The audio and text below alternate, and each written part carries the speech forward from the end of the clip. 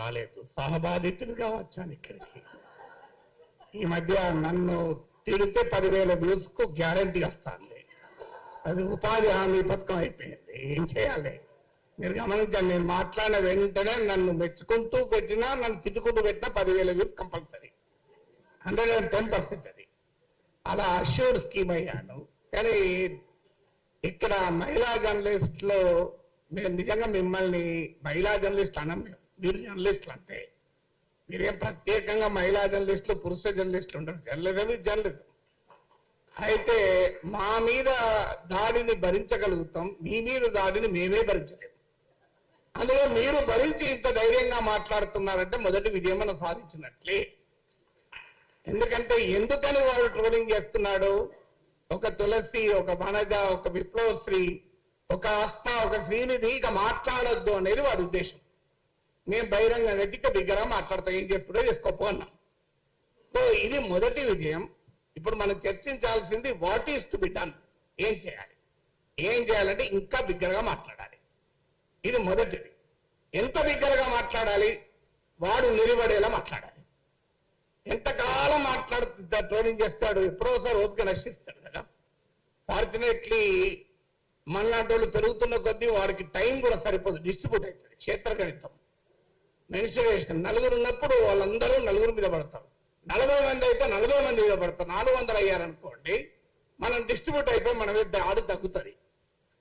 అందువల్ల మనం మరింత ఎక్కువ మందిని సృష్టించే పని మనం చేయాలి. అందుకు మీరు నిజంగా మిమ్మల్ని అభినందిస్తున్నారు. ఎందుకంటే మీరు ధైర్యంగా ఉండడం.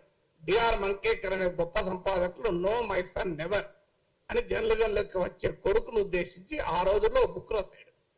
కానీ ఆ రోజుల్లో జర్నలిస్టుల స్థితిగతుల గురించి ఆలోచించి రాశాడు, ఈ ట్రోలింగ్ కాదు. సో ఈ రోజు ట్రోలింగ్ చూసి కూడా నో మై డాటర్ నెవర్ అనే దశ వచ్చింది. ఎస్ మై సిస్టర్ ఆల్వేస్ అని చెప్పాలి. అలా మనము వందలాది మంది జర్నలిస్టులను తయారు చేయడం వల్ల ట్రోలింగ్ ను ఆపడం కాదు, ట్రోలింగ్ విల్ బికమ్ కాస్ట్లీ. ఎందుకంటే మనం 500 మందిని ట్రోల్ చేయాలని వాడు ఎక్కువ మంది పెట్టుకోవాలి. దీన్నే ఇప్పుడు అసిమెట్రిక్ వార్ఫేర్ అంటారు. ఇరాన్ వాడు సాధించింది అదే కదా. We have to impose cost on them. వాడి ఖర్చు పెరగాలి, వాడి పని పెరగాలి, అప్పుడు వాడు ఎక్కడో కానీ ఆగుతాడు.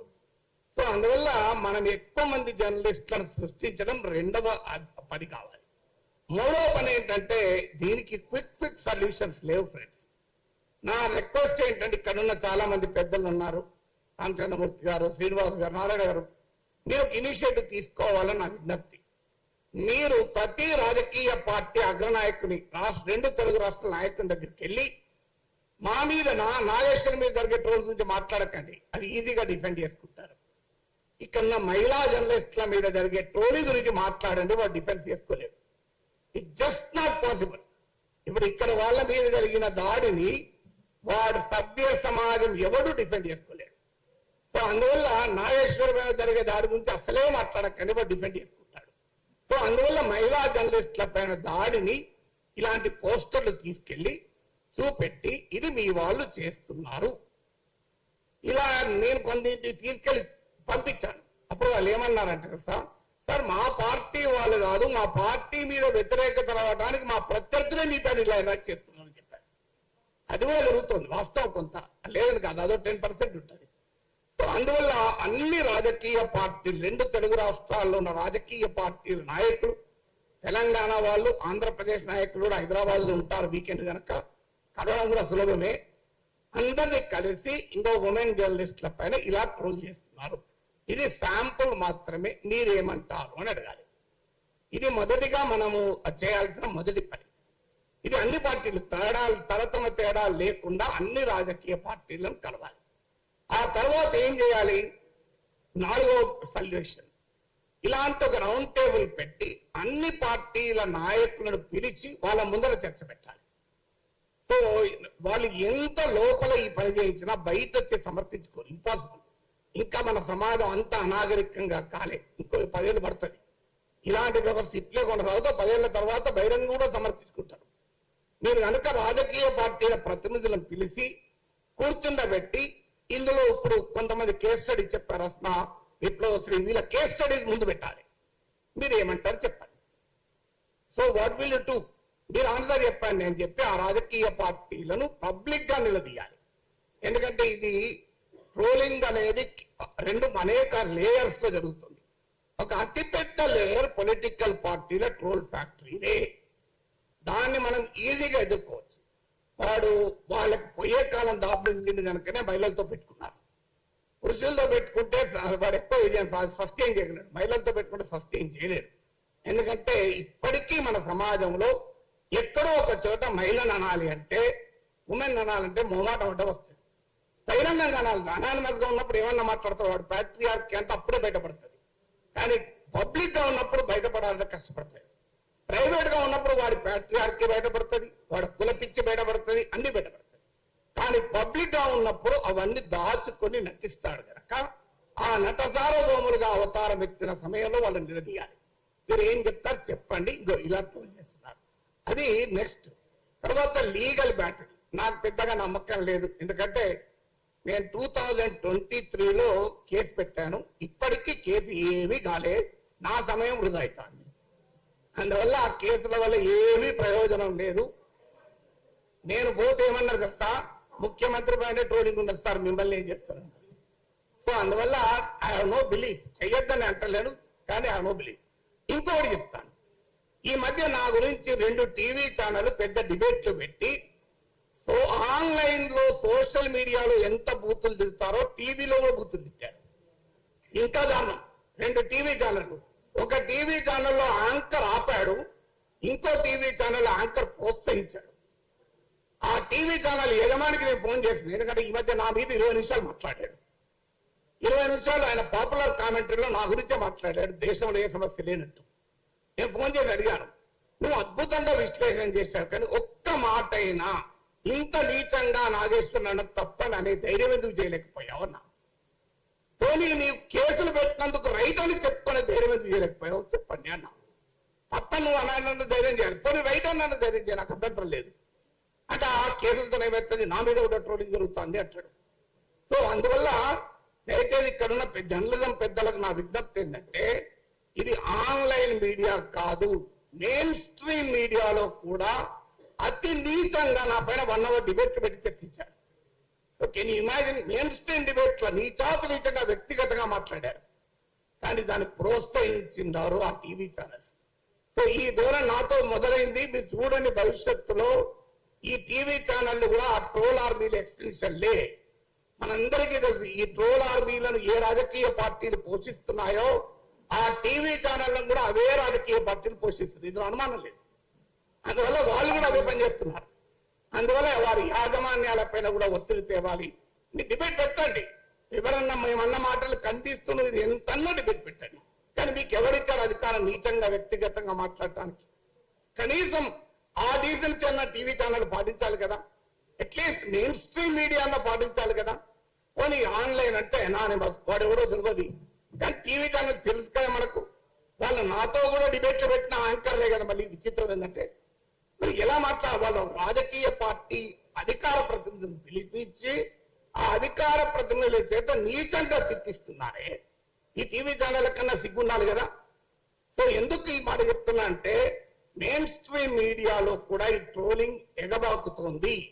ఈ ధోరణి రాబోయే కాలంలో మరింత ప్రమాదకరంగా మారుతుంది. ఎందుకంటే ఇక నెక్స్ట్ ఏం చేయాలి, ఇవన్నీ మనం what is to be done అనే దాంట్లో ఏం చేయాలి అంటే, సమాజానికి sunlight is the best disinfectant అన్న సుప్రీం కోర్టు. అంటే మనం ఇంకా ఎక్కువ మాట్లాడడం వల్ల మాత్రమే. ఓ తత్వవేత్త అంటాడు, నిలబడితే నీవు నిలబడి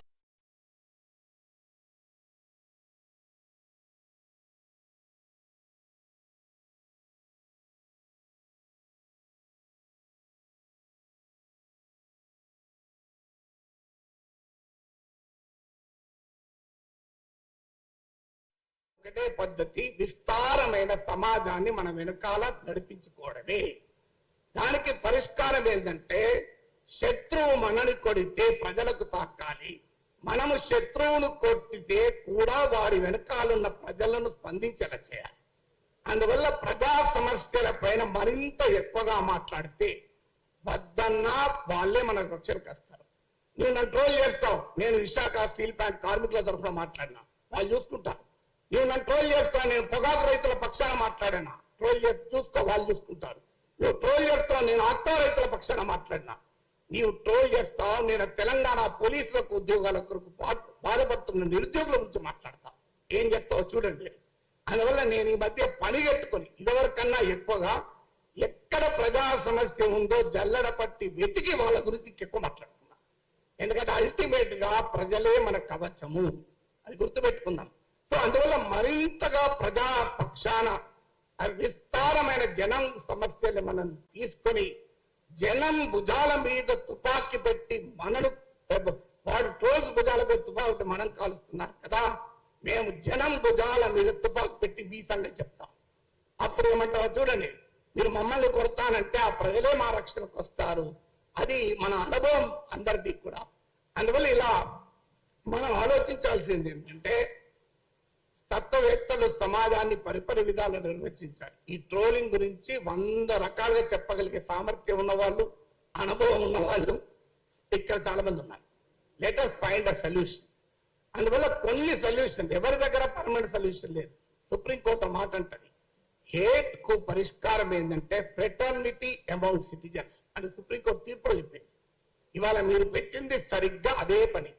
fraternity among fellow journalist will always be a solution. అందువల్ల నా అపీల్ ఏంటంటే హైదరాబాద్ ప్రెస్ క్లబ్ నా అపీల్, మీరు ఇనిషియేటివ్ తీసుకొని రాజకీయ పార్టీల నాయకుల్ని ప్రముఖుల్ని పిలిచి, వాళ్ళు ఏదో బచ్చగాలను పంపిస్తారు, అలా కాకుండా పెద్దవాళ్ళను పిలిపించి ఈ ఉమెన్ జర్నలిస్టులు పడ్డ కష్టాలను వాళ్ళ ముందు పెట్టి మీరు ఏం మాట్లాడతారో చెప్పండి అని నిలదీద్దాం. కనీసం పబ్లిక్ షేమింగ్ చేస్తానన్న రాజకీయ పార్టీలే కాదు, మీరు ఆ సాంస్కృతిక సంఘటనలే కావచ్చు, సామాజిక సంఘాలే కావచ్చు, వారి సైన్యం ఎవరి సైన్యం అయితే దుర్మార్గం చేస్తుందో ఆ సైన్యాధిపతులను పిలిపించి సభ్య సమాజం ముందు ఎక్స్పోజ్ చేద్దాం, ఇంకొన్ని ఆలోచనలు చేద్దాం. It is only A beginning. నా రిక్వెస్ట్ ఏంటంటే ఈ యుద్ధంలో మనం పొరపాటున కూడా భాష మారద్దు, మాట మారద్దు. మనను ఎదుటివాడిని నుంచి దూరం చేసే, ఏలియనేట్ చేసే ప్రయత్నాలు కూడా జరుగుతాయి. వాటి మొత్తం అప్రమత్తంగా ఉంటూ ఈ ధర్మ పోరాటం అంటే రాంగ్ మీనింగ్లు వస్తాయి. ఈ ధర్మ యుద్ధాన్ని మనం మొదలు పెడదాం. ఖచ్చితంగా మీ వెంటాల మేము ఉంటాం. ఒకటే దీనికి పరిష్కారం, మీరు ఒక్కడు ట్రోల్ చేస్తే మేము ఇంకా 100 సార్లు మాట్లాడతాం. నీవు నెరిపడతావా, నేను నెరిపడతావా చూద్దాం. భగత్ సింగ్ అన్న 10 మాటలు ఉన్నాయి. సర్ఫరోసి కి తమన్నా హై, ఆశా హై దిల్ మే, దేఖ్నా హై జోర్ కిత్నా బాజు ఏ కాతిల్ మే అన్నాడు. నువ్వు ఎంత తాడి చేస్తావో, నీ దగ్గర ఎంత శక్తి ఉందో చూద్దాం, నా దగ్గర ఎంత శక్తి ఉందో చూద్దాం. అందువల్ల ఈ పోరాటాన్ని, ఈ జర్నలిజాన్ని మరింత ఉధృతంగా తీసుకెళ్లడమే సమస్యకు ఒక పరిష్కారం. ఇదొక వార్. ఈ వార్లో పోరాడిన వాడిదే గెలుపు. అందువల్ల మనం పోరాడుదాం, ఐక్యంగా పోరాడదాం, విజయం సాధించుదాం. Thank you very much. Thank you sir. Jhansi garu మాట్లాడారు.